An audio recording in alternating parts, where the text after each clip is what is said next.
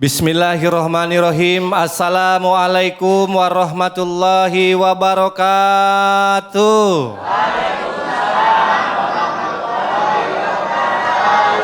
Alhamdulillahirabbil alamin. Assalatu wassalamu ala asrofil anbiya'i wa mursalin wa ala alihi wa sahbihi ajmain. Amma ba'du. Puja dan puji selalu senantiasa kita panjatkan ke Allah Subhanahu wa taala yang selalu senantiasa memberikan nikmat iman dan nikmat Islam yang tidak terukurkan oleh harta benda. Begitu juga sholawat beserta salamnya marilah kita limpahkan, kita curahkan hanya kepada manusia yang paling mulia, yang bebas masuk pintu surga manapun, yaitu baginda besar Nabi Muhammad. Ibu, bapak yang saya hormati, para pemirsa yang selalu senantiasa setia di depan televisinya. Senang sekali saya juga PNS hadir kembali di acara kesayangan kita, yaitu Cahaya Hati Indonesia. Alhamdulillah. Pada sehat semuanya ibu? Bapaknya juga pada sehat? Alhamdulillah. Sampai grogi saya karena apa? Di samping saya sudah ada guru-guru yang ilmunya sangat mumpuni. Ya, baik kita perkenalkan terlebih dahulu. Yang pertama alhamdulillah sudah hadir Al-Mukarram wal Mutaram Kiai Taufikur Rahman atau Ustadz Pantun. Assalamualaikum Kiai. Waalaikumsalam warahmatullahi wabarakatuh Kang Yoga. Alhamdulillah sehat ya? Alhamdulillah. Masya Allah. Sebelum saya ke yang lain, coba boleh minta pantun dulu satu buat para pemirsa yang ada di rumah.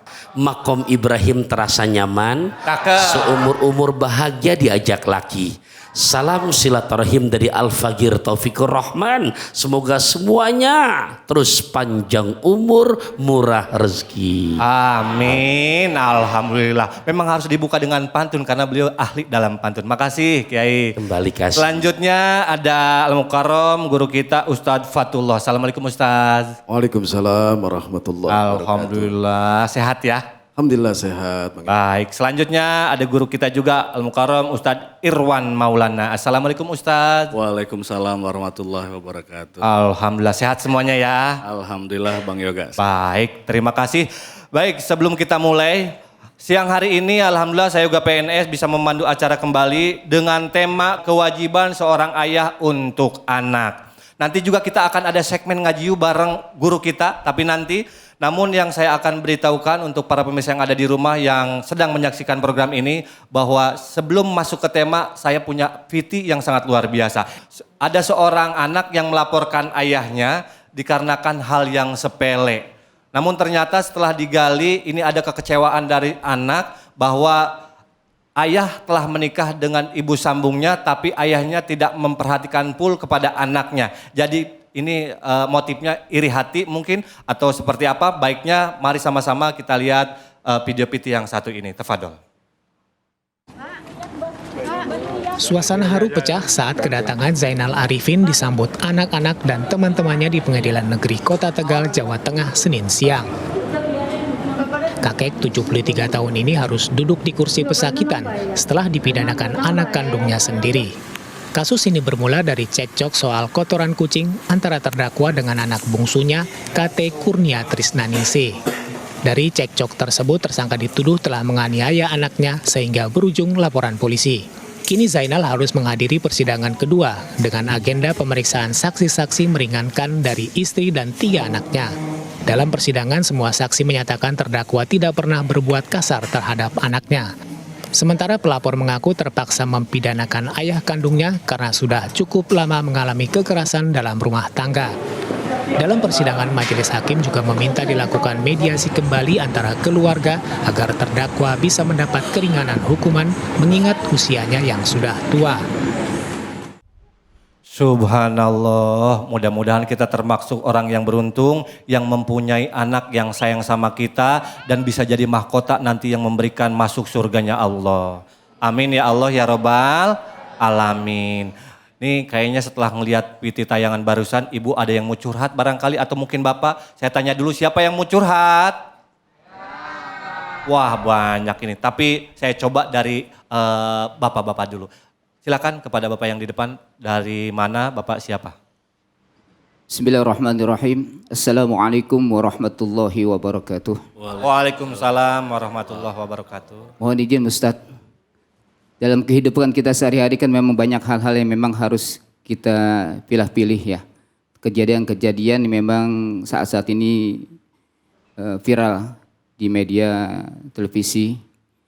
Dan pertanyaannya bagi saya adalah ketika anak kita dewasa, kita mempunyai anak putri, kemudian dewasa, berkarir, sukses, kemudian ketika itu dalam perjalanan kita, anak ini membantah kita. Baik. Gitu, membantah kita, apa yang kita minta, apa yang kita suruh, dibantah oleh anak kita. Kemudian sudah banyak materi dan kasih sayang telah diberikan kepada anak kita. Nah, apakah itu harus kita ungkit kembali apa yang telah kita berikan kasih sayang dan materi kepada anak kita? Kemudian apa solusinya, Ustaz, agar anak kita bisa nurut kepada kita dan sukses gitu, Ustaz? Terima kasih. Assalamualaikum warahmatullahi wabarakatuh. Waalaikumsalam warahmatullahi wabarakatuh. Langsung saja karena ini langsung pertanyaan panjang, jadi saya langsung oper ke guru kita. Tafadhol, Kiai. Terima kasih guru, izin ya. Pemirsa Cahaya Hati Indonesia, Quran surat ke-17 juz ke-15 ayat ke-23 dan ke-24. Ini untuk para kita dulu nih sebagai anak dalam bersikap kepada orang tua. Jadi dengan begitu gamblang, bersifat objektif sampai Allah memesankan kepada kita, apapun bahasa kita kepada orang tua, fala taqul lahuma uffin wala tanharhuma wa qul lahuma qaulan karima. Begitu bahasa Qur'annya. Jangan sekali-kali hai kamu Taufikur Rahman, para bunda, para ayahanda, baik ke orang tua kita maupun mertua. Ini tolong jangan dibeda-bedakan. Takutnya kalau nggak dijelasin begini, sama orang tua hormat, sama mertua songong. Karena ada yang begitu. Ini sama. Ini termasuk kias aulawi kalau kita ngaji usul fikih. Dicontohkan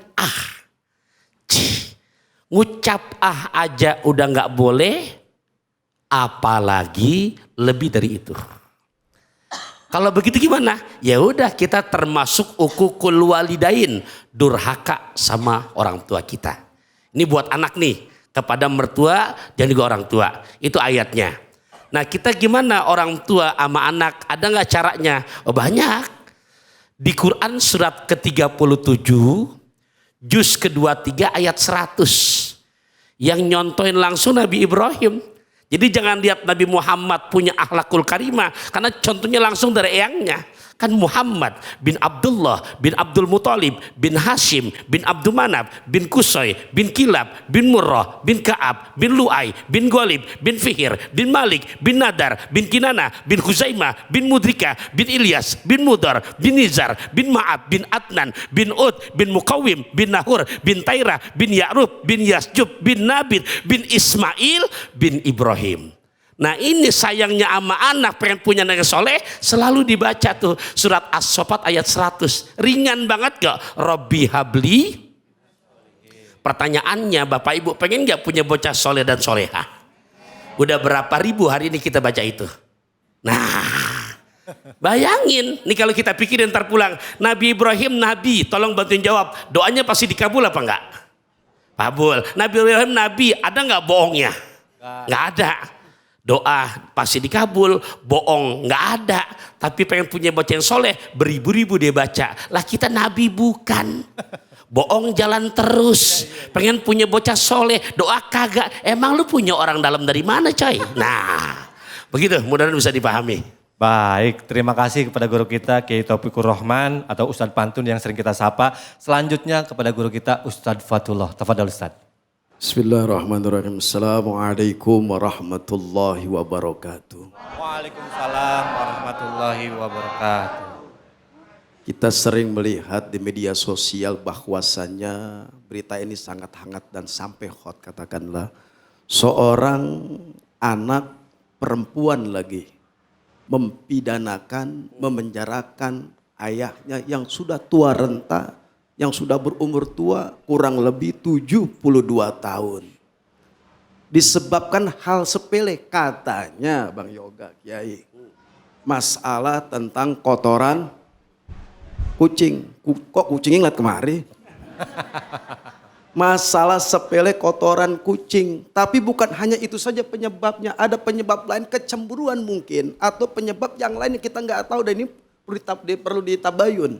Jangan sampai ini menjadi fitnah untuk kita semua sehingga menyalahkan anaknya. Kita perlu tahu. Tapi kalau memang kebenaran ini terjadi, sang anak memenjarakan orang tuanya karena sepele ataupun apa, tetap tidak dibenarkan. Menurut agama kita, agama Islam, seorang ayah itu kesalahannya sedikit, tapi coba kita lihat flashback. Begitu banyak nafkah yang diberikan kepada anaknya secara ikhlas, tapi kesalahan seorang ayah sedikit. Dan pada akhirnya sang anak tega memenjarakan. Ini sudah akhir zaman, saya di zamanun ala ummati yafiruna minal ulama'i wal fuqaha. Akan datang suatu zaman, akhir zaman, anak-anak ini kita lari dari para alim ulama. Ini contoh ya Kiai. Anak jauh dari majelis taklim, jauh dari ulama, sholat kagak mungkin. Boro-boro untuk sesuatu hal kebaikan hadir di rumah tangga. Hadir di rumahnya. Main handphone terus. Main TikTok terus. Main Facebook terus. Komunikasi jarang. Tentunya ini pelajaran penting. Hendaknya kita jadikan iktibar. Menjadi ibroh, pelajaran buat kita. Berani sang anak di sini. Kenapa? Agama perlu hadir di rumah tangga kita. Lihat. Nabi Ibrahim selalu berdoa kepada Allah. Rabbana hablana min azwajina wa dzurriyyatina qurrata a'yun waj'alnil muttaqina imama. Ya Allah, berikan kami, jadikan kami, istri, anak kami, qurrata a'yun, penyejuk hati. Nah kalau udah begini penyejuk hati enggak kejadian yang seperti itu? Enggak ada. Pintar dia ngajinya, pintar sholatnya, Masya Allah. Kayaknya dipanggil terus. Ketika orang tuanya panggil, lembut banget. Ya ayah. Tadi Kiai bilang, ngajarin anak pengen jadi soleh, tapi bapaknya tukang bohong. Ada di sini model begitu. Assalamualaikum. Salam. Pura-pura kagak jujur. Jangan ada dusta di antara kita. Anak pengen sholat, bapaknya gagal sholat. Bapak nyuruh, ayo nak baca Quran. Bapaknya jarang baca Quran. Anaknya suruh zikir, bapaknya jarang zikir, boro-boro. Dan pada akhirnya yang terjadi adopsi budaya dari barat masuk hadir di rumah kita. Na'udzu, gimana anak menjadi qurrata a'yun wa ja'alna lil muttaqina imama. Perlu ada kesadaran buat kita semua dan ini PR buat kita semua. Maka hadirkan agama supaya anak-anak kita menjadi generasi anak-anak yang soleh. Amin. Amin. Amin. Amin. Menjadi anak-anak sebagai salah satu memberikan syafaat buat kita anaknya. Ada seorang sahabat bertanya kepada Rasulullah, ya Rasul, ayul amali ahabbu ilallahi ta'ala. Ya Rasul, ajarkan kami amal apakah yang dicintai, yang disukai, yang disenangi oleh Allah Subhanahu wa ta'ala. Rasul menjawab, yang pertama adalah as-salatu ala waktiha. Salat tepat pada waktunya. Ajarkan anak kita, ajarkan istri kita untuk salat 5 waktu, jangan ditinggal. Itu yang pertama. Amal yang paling baik, amal yang paling dicintai oleh Allah Subhanahu wa taala. Qultu tsumma ya Rasul, katakanlah ya Rasul. Kemudian apa lagi? Rasul menjawab, birrul walidain, berbuat baik kepada kedua orang tua. Pentingnya seorang anak berbuat baik kepada kedua orang tua. Kalau anak berbuat baik, rajin sholat, zikir, insya Allah patuh, taat, tunduk sama orang tua. Enggak mustahil memenjarakan, mempidanakan ayahnya, betul. Yang terakhir, qultu tsumma ya Rasul, katakan ya Rasul, apalagi ya Rasul, amal yang dicintai oleh Allah Subhanahu wa taala, al jihadu fi sabilillah, berjihad di jalan Allah Subhanahu wa taala. Ajarkan itu kepada anak-anak kita. Insya Allah jauh dari yang namanya berzina. Amin. Jauh dari yang namanya korupsi. Jauh dari yang namanya mabuk-mabukan. Pasti yang dilakukan adalah selalu senantiasa penjagaan, keselamatan, doa daripada orang tua. Pasti Allah mengabulkan. Dan pada akhirnya anak ini menjadi qurrata a'yun. Demikian, mudah-mudahan bermanfaat, kita amalkan ketiga amalan ini. Insya Allah berkah, selamat dunia dan akhirat. Begitu Bang Yoga. Baik, terima kasih kepada guru kita Ustadz Fatullah yang sudah menyampaikan pemaparan keilmuannya. Selanjutnya dari guru kita yang terakhir Ustadz Irwan Maulana. Kepada beliau waktu dan tempat kami persilahkan. Tafadol. Baik, terima kasih. Jujur Li, berita ini sangat menyedihkan buat kita semua. Ya. Maka kita harus melihatnya dengan cara dua arah yang berbeda, sekaligus kita berintrospeksi diri. Yang pertama dari sisi orang tua, ya, terutama ayahanda, kemudian juga ibunda, kita dilarang untuk memilih kasih satu dengan anak lainnya. Ya. Kemudian yang kedua, ketika kita menginginkan anak-anak kita ini menjadi sayang sama kita, maka mulailah dari diri kita dahulu untuk menjadi ayah yang sayang sama anaknya. Dalam sebuah hadis dikatakan, Ar-Rahimuna yarhamuhumur Rahman. Orang yang penyayang niscaya akan disayang oleh zat yang maha penyayang, yaitu Allah Subhanahu wa ta'ala. Irhamu man fil ardi yarhamukum man fis sama. Maka mari kita sayangi semua makhluk Allah yang ada di muka bumi, maka niscaya makhluk Allah yang ada di langit juga akan menyayangi kita semuanya. Kemudian yang kedua, Bapak dan Ibu sekalian, ada sebuah hadis yang diriwayatkan oleh Abu Dawud dan juga Tirmidzi mengatakan, seorang ayah yang mendidik putrinya sampai usia balik, kemudian ketika hari kiamat nanti, ana ma'ahu kadza. Rasul memberikan sebuah isyarat bahwa bapak tersebut dengan Rasul, Masya Allah, berjalan berbarengan. Ya. Maka di sini maukah bapak dan ibu semuanya memiliki anak-anak yang selalu sayang sama kita semuanya? Oke, maka mulailah dari diri kita semuanya untuk menjadi penyayang. Kemudian arah yang kedua adalah dari sisi anak. Ya. Di dalam surat Al-Baqarah ayat 233 Allah Ta'ala berfirman, La tudarra walidatum biwaladiha wala mauludul lahu biwaladih. Seorang ibu janganlah sampai menderita sengsara karena anaknya. Seorang ayah janganlah dia menderita sengsara karena anaknya. Maka yang kemudian adalah ketika memiliki kesalahan kepada orang tua, datang segera sungkem minta maaf, ayah, ibu, mohon maaf kalau ucapan saya tadi menyakitkan hati.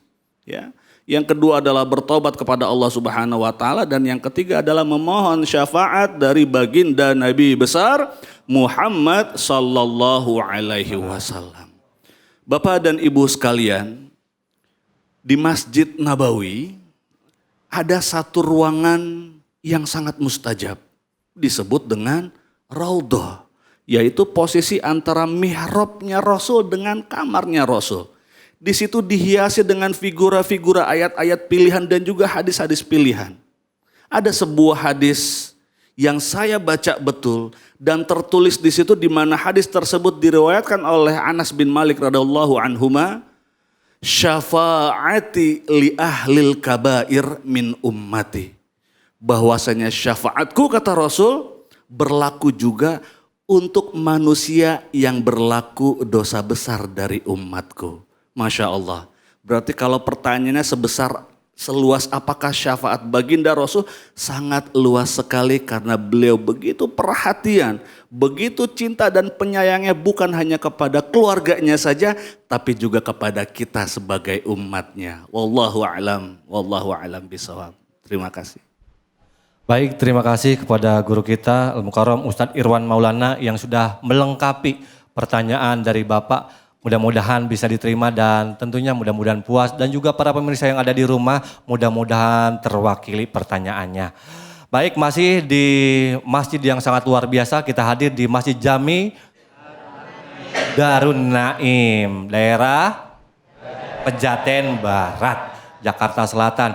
Dan buat para pemirsa yang ada di rumah, jangan kemana-mana, karena setelah yang satu ini kita akan kembali lagi dengan pembahasan tafsir Quran surat Al-Luqman ayat 13 yang insya Allah akan dibacakan dan diterjemahkan, disampaikan, dipaparkan oleh guru-guru kita guru kita, mohon maaf, yaitu Al-Mukarram Kiai Taufikur Rahman. Jangan kemana-mana, tetap di Cahaya Hati.